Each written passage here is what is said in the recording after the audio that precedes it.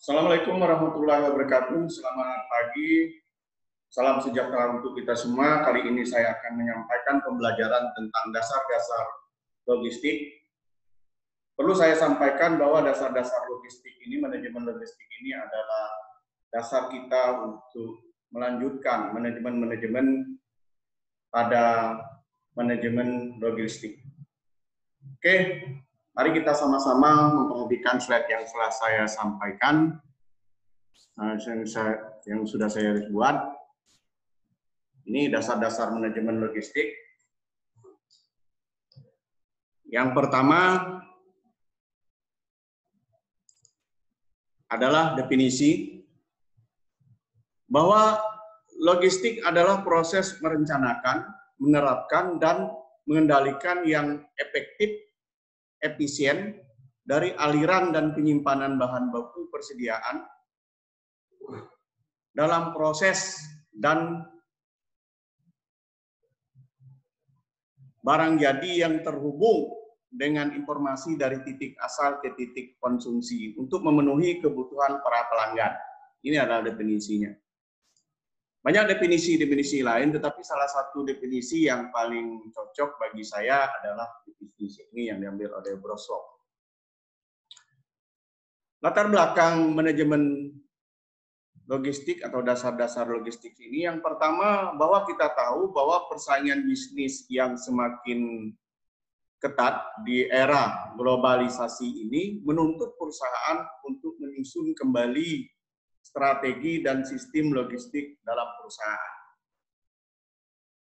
Kemudian esensi dari persaingan terletak pada bagaimana perusahaan mengimplementasikan proses dalam menghasilkan produk baik, barang atau jasa yang lebih baik, lebih murah dan cepat dibandingkan pesaingnya. Untuk itu sebuah perusahaan harus dapat memperbaiki kinerja sistem logistiknya agar dapat bersaing. Terus bersaing dan mengalami kemajuan.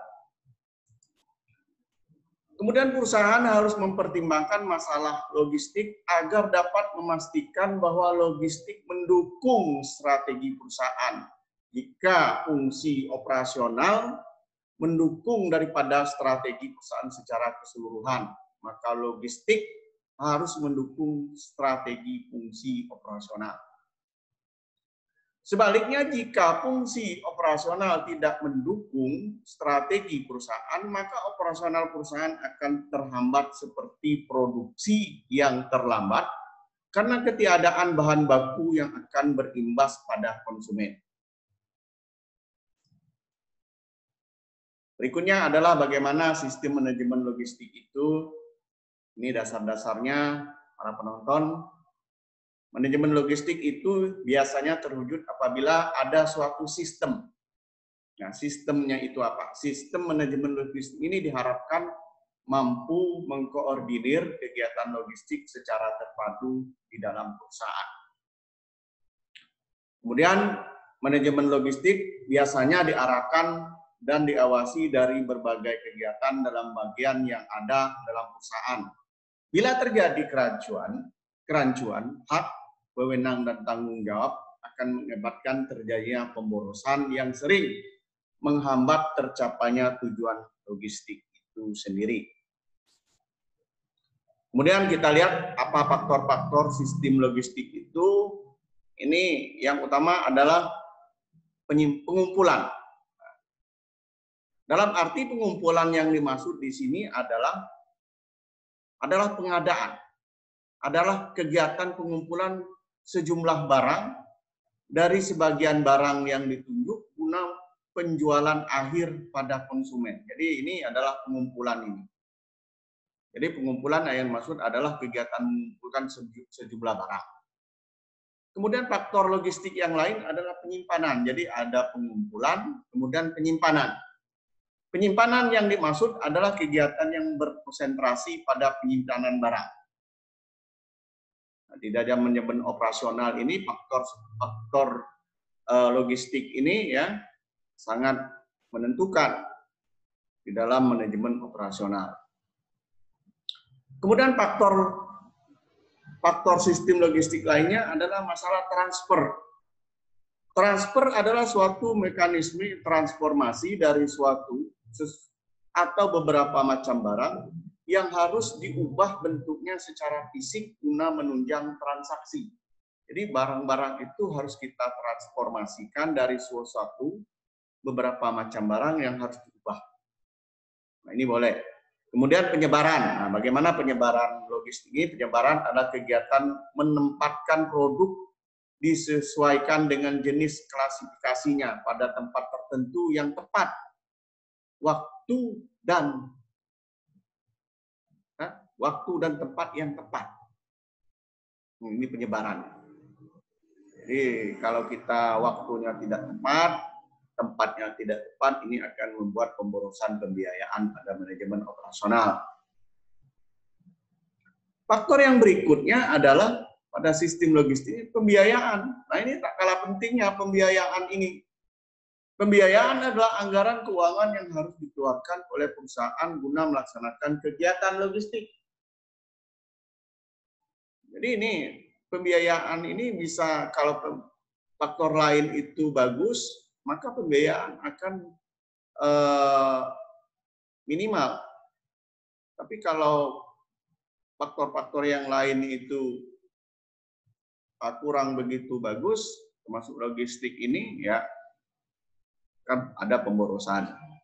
Dan yang berikutnya adalah komunikasi, adalah penyampaian ide, konsep, gagasan, informasi ke arah hasil akhir yang diharapkan. Komunikasi juga digunakan di antara saluran transaksi dengan saluran logistik. Dalam hal serupa, kuantitas, lokasi, dan waktu. Jadi kita harus memberi informasi, komunikasi, bagaimana kuantitas, lokasi, waktu, dan sebagainya. Ini harus jelas di dalam logistik itu. Dan berikutnya adalah unsur-unsur manajemen logistik itu adalah struktur fasilitas. Fasilitas ini sangat menentukan. Jaringan fasilitas yang dipilih merupakan suatu hal yang sangat fundamental bagi hasil akhir logistiknya. Jumlah dan pengaturan fasilitas yang dioperasikan dalam perusahaan mempunyai hubungan langsung dengan kemampuan pelayanan terhadap penggunaan akhir produk, barang, serta terhadap biaya logistiknya. Jadi ini struktur fasilitas.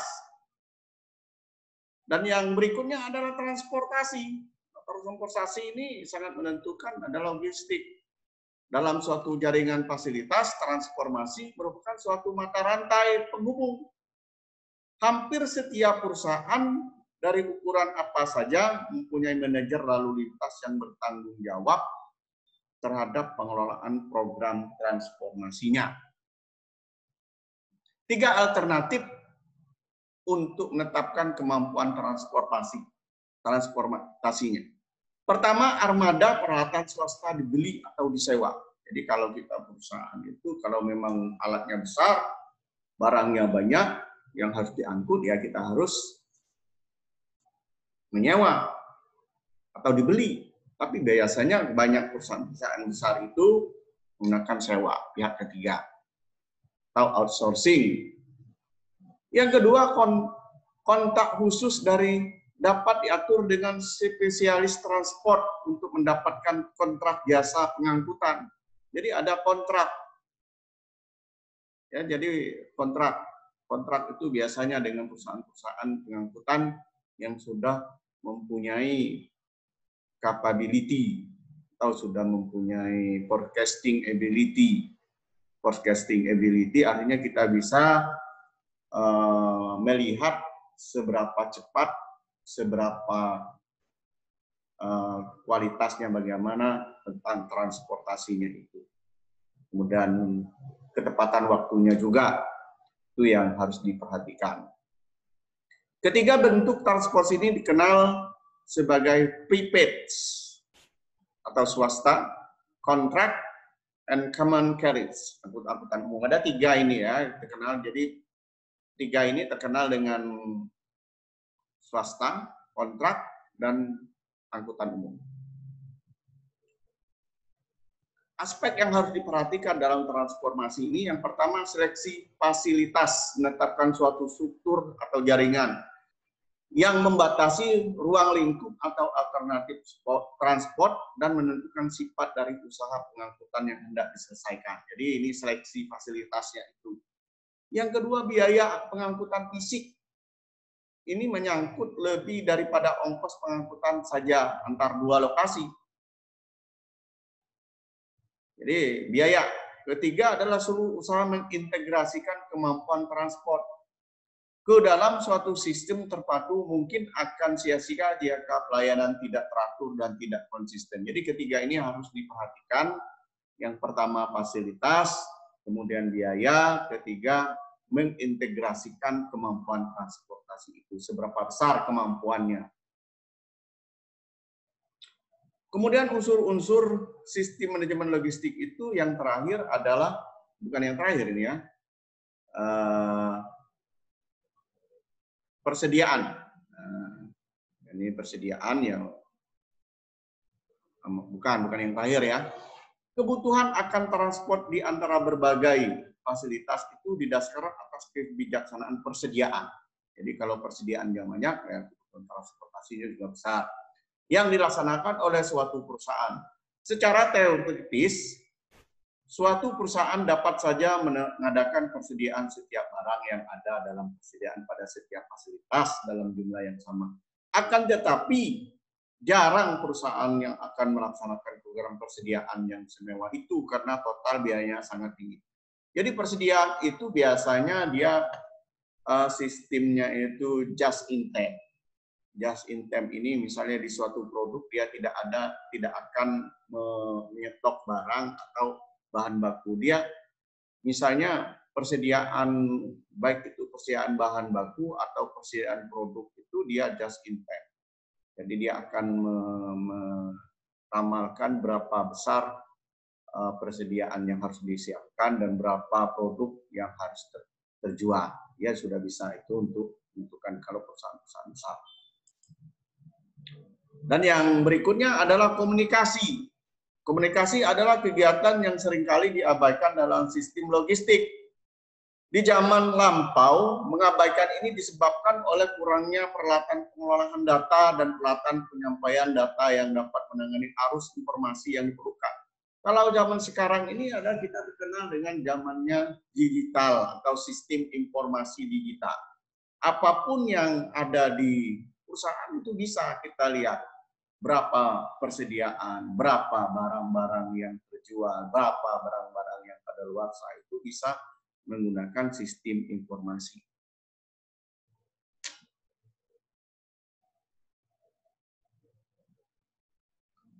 Kemudian kekurangan dalam komunikasi, pertama informasi yang diterima mungkin tidak betul dalam penilaian tren dan peristiwa. Jadi sekarang ini ada kekurangan informasi itu, sistem informasi, karena data yang diterima itu tidak betul atau diambil tidak sesuai dengan sampelnya, atau mengambil sampelnya itu bukan pada tempatnya, tidak fit file, benar tapi salah. Jadi sehingga data yang diambil, informasi yang disampaikan, yang dikelola itu salah. Oleh karena itu, banyak sekali arus logistik itu merupakan antisipasi dan transaksi di masa depan, maka penilaian tidak akurat dapat menyebabkan kekurangan persediaan atau komitmen yang berlebihan.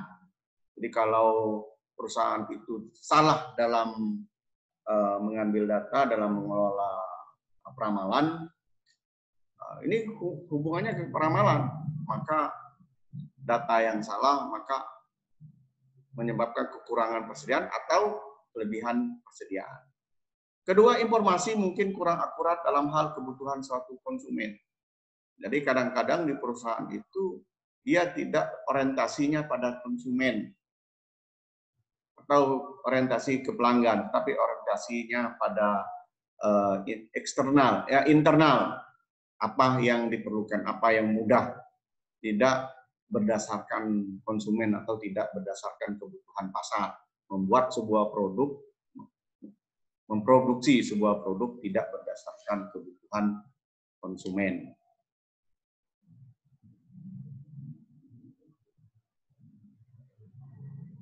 Kemudian unsur-unsur sistem manajemen logistik itu pengolahan dan penyimpanan. Ini yang terakhir, ini pengolahan dan penyimpanannya juga merupakan bagian yang integrasi dalam sistem logistik.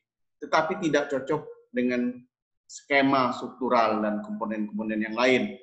Pengelolaan dan penyimpanan menembus sistem ini dan langsung berhubungan dengan semua aspek operasi.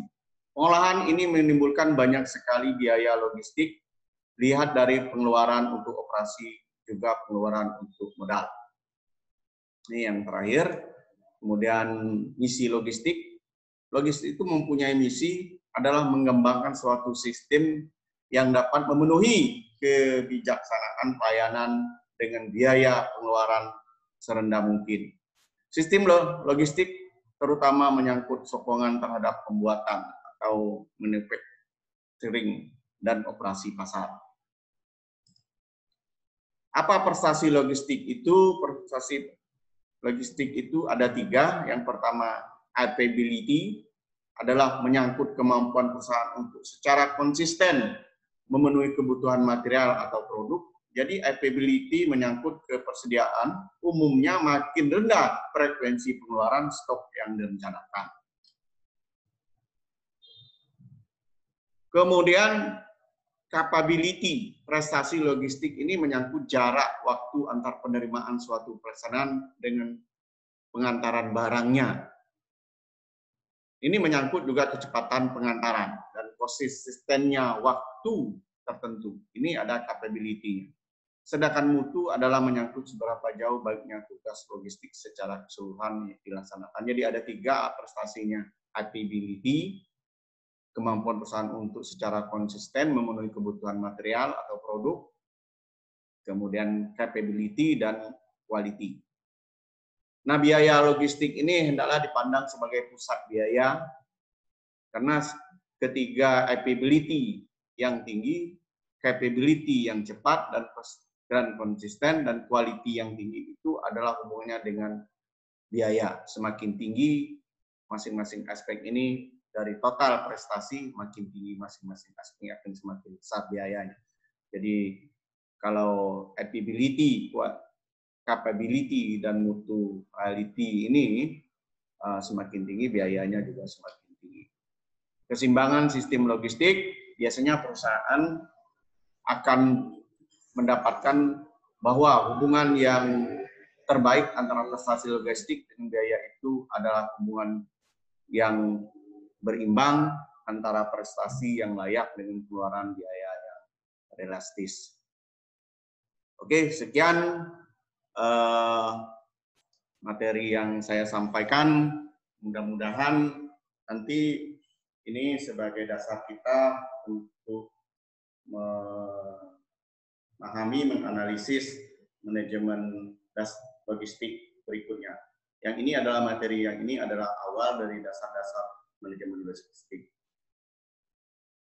Jangan lupa setelah menonton video ini untuk like dan subscribe. Sampai ketemu dengan video berikutnya. Saya Wassalamualaikum warahmatullahi wabarakatuh. Semangat.